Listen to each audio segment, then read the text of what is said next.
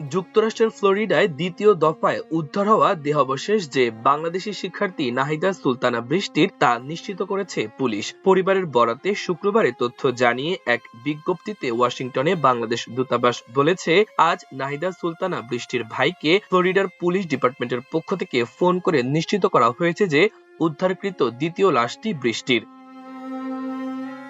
বৃষ্টির পরিবারের পক্ষ থেকে লাশ বাংলাদেশে পাঠানোর উদ্যোগ নেওয়ার অনুরোধ করা হয়েছে। ওয়াশিংটন ডিসির বাংলাদেশ দূতাবাস মিয়ামির বাংলাদেশ কনসুলেটের মাধ্যমে বৃষ্টির লাশ দেশে পাঠানোর প্রক্রিয়া শুরু করছে। এদিকে বৃষ্টির সঙ্গে হত্যাকাণ্ডের শিকার আরেক বাংলাদেশি শিক্ষার্থী জামিল আহমেদ লিমনের জানাজা হয়েছে বৃহস্পতিবার। যুক্তরাষ্ট্রের স্থানীয় সময় বেলা 2টার দিকে ট্যাম্পা বে এলাকায় ইসলামিক সোসাইটিতে তার জানাজা হয় বলে ওয়াশিংটনে বাংলাদেশ দূতাবাস থেকে এক বিজ্ঞপ্তিতে জানানো হয়েছে।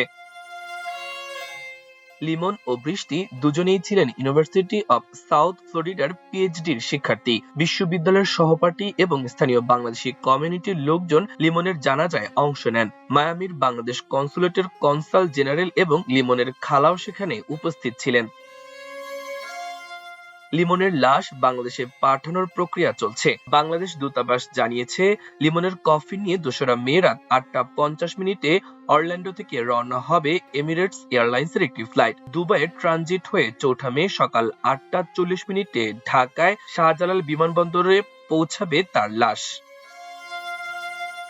খুলনা বিশ্ববিদ্যালয়ের স্নাতক লিমন ইউনিভার্সিটি অব সাউথ ফ্লোরিডায় ভূগোল, পরিবেশ বিজ্ঞান ও নীতি বিষয়ে পিএইচডি করছিলেন। আর নোয়াখালী বিজ্ঞান ও প্রযুক্তি বিশ্ববিদ্যালয়ের সাবেক শিক্ষার্থী বৃষ্টি কেমিক্যাল ইঞ্জিনিয়ারিং এ পড়াশোনা করছিলেন।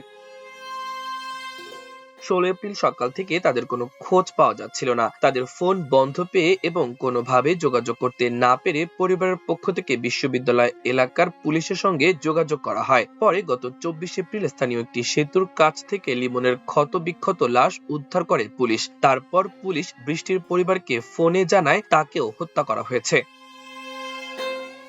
লিমনের লাশ উদ্ধারের পর ওই দিনই তার রুমমেট হিশাম আবুগর বেহকে গ্রেপ্তার করে পুলিশ। তার বিরুদ্ধে পরিকল্পিতভাবে হত্যার 2টি অভিযোগ আনা হয়। এদিকে বৃষ্টির সন্ধানে তল্লাশি চালালে স্থানীয় একটি জলাশয় থেকে মানুষের দেহাবশেষ উদ্ধার করে পুলিশ। পরীক্ষার পর শুক্রবার পরিবারকে জানানো হয় ওই দেহাবশেষ বৃষ্টির।